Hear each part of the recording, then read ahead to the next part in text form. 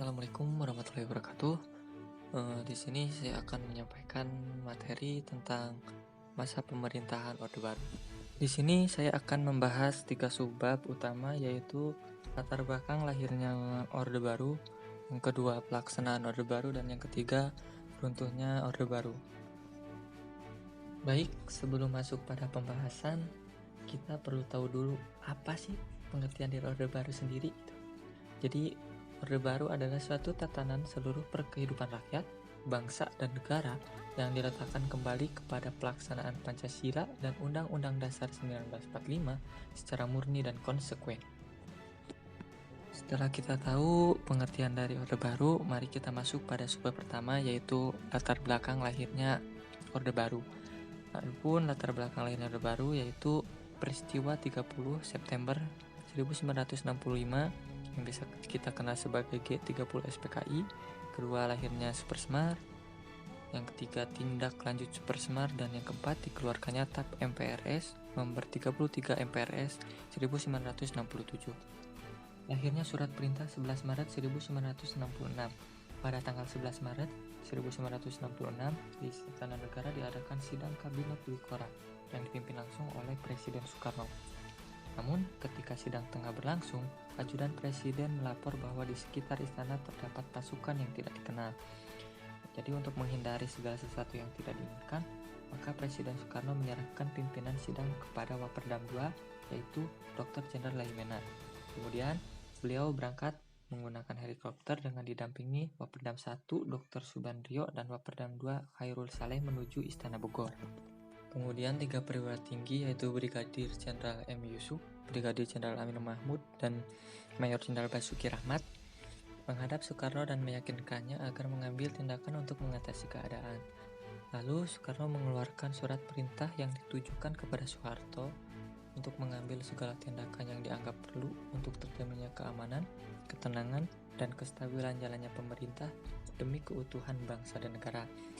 Surat itulah yang kemudian dikenal sebagai Surat Perintah 11 Maret 1966 atau Super Semar. Selanjutnya, tindak lanjut Super Semar.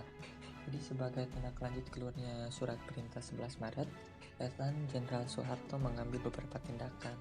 Di antaranya yaitu pada tanggal 12 Maret 1966, ia mengeluarkan surat keputusan yang berisi pembubaran dan larangan bagi Partai Komunis Indonesia. Yang kedua, pada tanggal 18 Maret 1966, Soeharto mengamankan 15 orang menteri yang dinilai tersangkut dalam gerakan 30 September. Yang ketiga, memperbaharui Kabinet Dwi Korah yang disempurnakan dan dibersihkan lembaga legislatif. Penyerahan kekuasaan.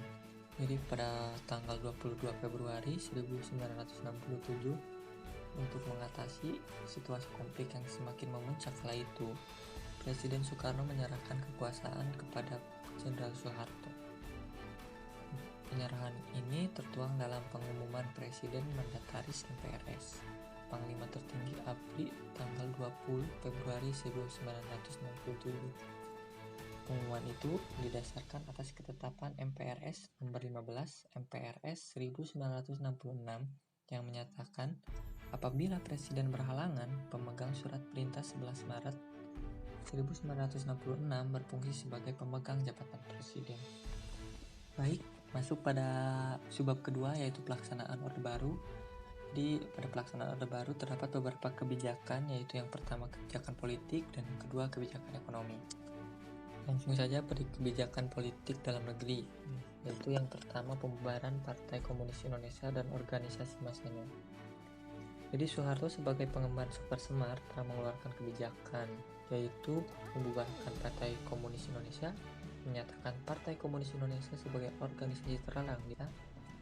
Pada tanggal 18 Maret 1966 mengamankan 15 orang menteri yang dianggap terlibat gerakan 30 September 1965.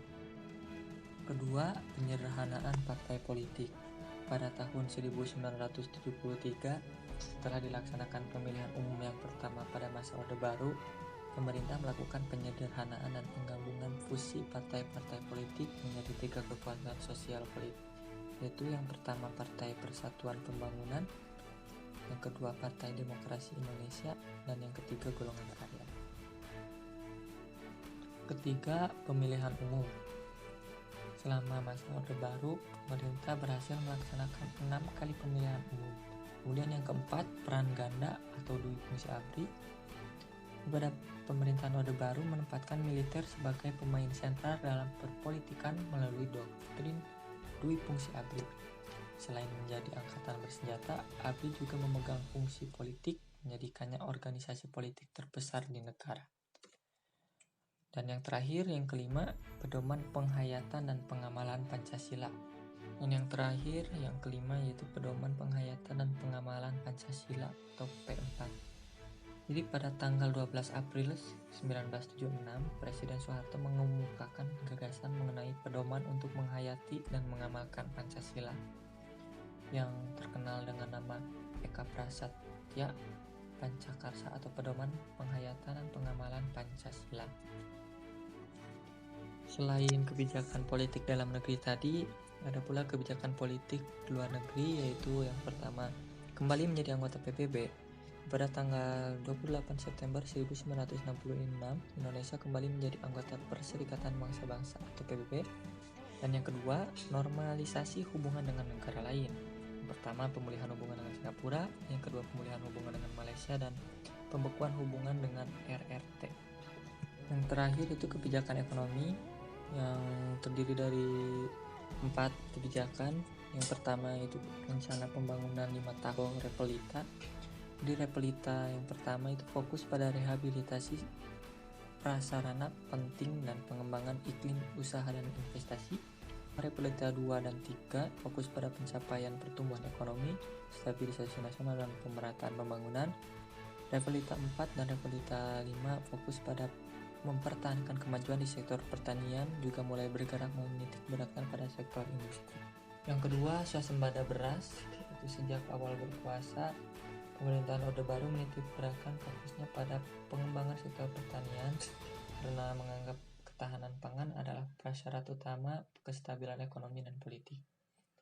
Yang ketiga, pemerataan kesejahteraan penduduk.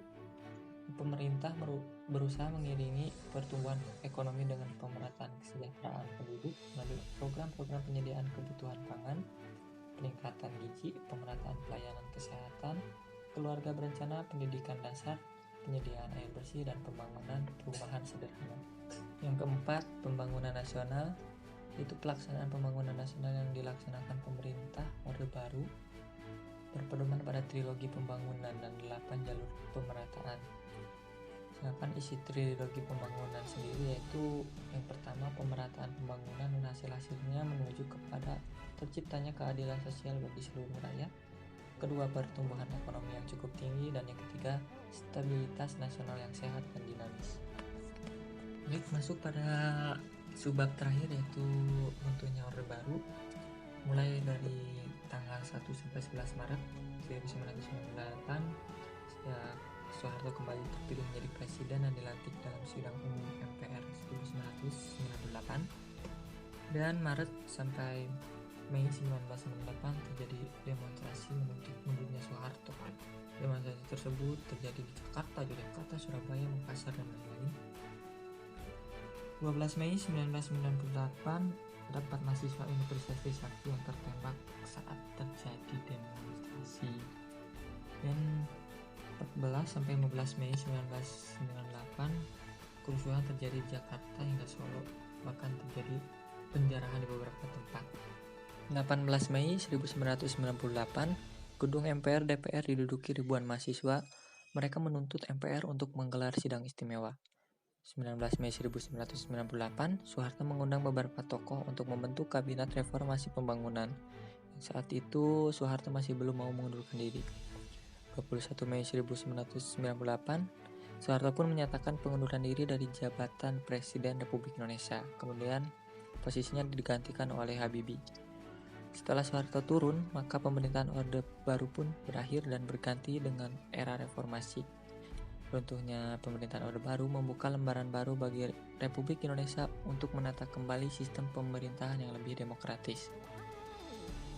Ya, itu penyampaian materi mengenai masa pemerintahan Orde Baru. Sekian, wassalamualaikum warahmatullahi wabarakatuh.